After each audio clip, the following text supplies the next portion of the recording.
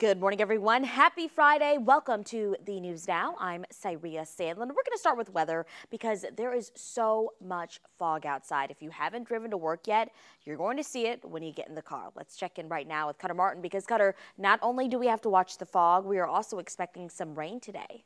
Yeah, this morning it's the fog, maybe a few sprinkles, a little drizzle. It's going to reduce your visibility. That's the main weather factor on the way in. And we're starting to see that take place, clearing out just a little bit inland. Now the lowest visibility, low country, I-95 corridor, Savannah Metro, down through McIntosh and Glenn counties. But as the breeze begins to pick up just a little bit through the day, it'll help kind of score out some of this fog. We'll be left with still generally gray conditions, but better visibility if you're a later commuter, maybe the 9 into the 10 o'clock hours. Now, FARA and FARA First Alert Live radar still dry, but rain not too far away. North Georgia, Middle Georgia, and some thunderstorms down in the Albany area this morning. This batch of rain and thunderstorms will be moving eastward, approaching I-95 just a little bit later today. So the trend will be the further inland you are, Baxley up to Oak Park, Swainsboro, for example, the earlier rain arrives, the earlier it also leaves. The opposite trend there, the later it arrives, the longer it takes to get out of here, closer to the coast. And one or two of these storms this afternoon could be a little gusty.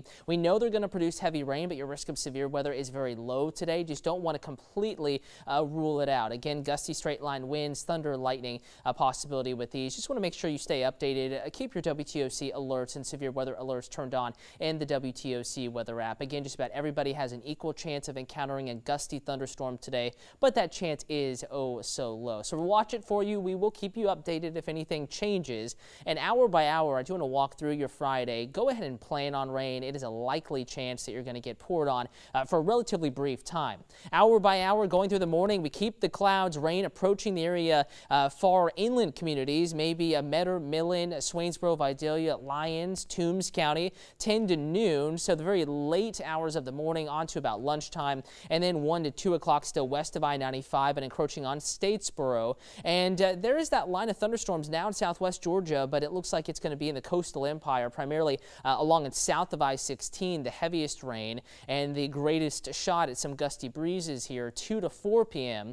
And then it quickly moves through so that by 5 to 6, if you have dinner plans, we're drying out from west to east, and eventually 6 o'clock, notice the clearing up in North Georgia. That is in the forecast this evening. After sunset, it's going to be a beautiful weekend. Much cooler though, breezy to windy on your Saturday with full sunshine through Sunday. I'll have the full 7-day outlook, a radar update for you, an updated afternoon forecast coming up on Mid Morning Live, as well as the Weather Now, a digital weather forecast at 11 a.m. Andrew.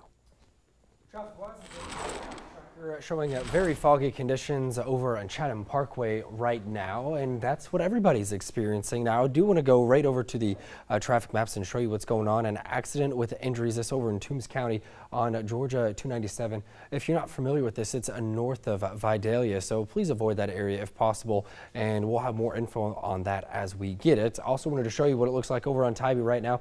Butler Avenue, it's still foggy over on Tybee Island. The island's not looking so bad. 80, just a little bit of congestion, but no accidents over there. Chatham County as a whole, not looking so bad whatsoever. 95, relatively clear, as well as 16. If you're driving into Savannah right now, it's only going to take you about 29 minutes from Richmond Hill. Everything else not looking too shabby out there. Another update coming up. If you follow us on Twitter, just search Traffic WTOC.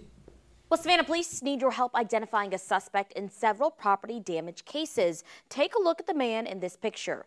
In the past week, there have been 8 reports of damage to the downtown area. Police believe they could all be connected. If you recognize him, call Savannah Police.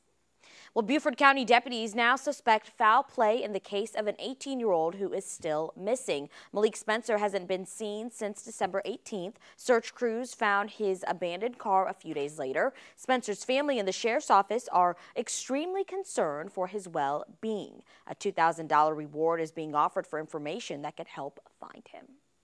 Well, we are a few months into the flu season right now, and the CDC lists Georgia as one of the sickest states in the country. As of last week, more than 300 people have been sent to the hospital by the flu, and now local hospitals are starting to change their policies as a way to contain the contamination. Both Memorial Health and St. Joseph's Candler are restricting visitation. They're asking anyone who shows any signs of the flu to stay away, and they say you should take some precautions in your day-to-day life as well. Washing your hands frequently. If you have children that are sick, try to keep them away from people who are especially vulnerable to the flu, which include our elderly population and our very young population, especially those under 2 years old. Here's a closer look at the new policy. No one with flu-like symptoms will be allowed in patient care areas or patient rooms. Anyone coming into the hospital with flu or cold symptoms should wear the mask that will be made available for them, and anyone 18 years old and younger won't be allowed to visit patients. Well, Christmas decorations will start leaving downtown Savannah, but they will be back after a brief scare that Christmas decorations would not be in the budget for 2018 and beyond. The City of Savannah and the Chamber of Commerce were able to come to an agreement using funds from the hotel tax. This means the city's festive spirit can be on full display for locals and visitors.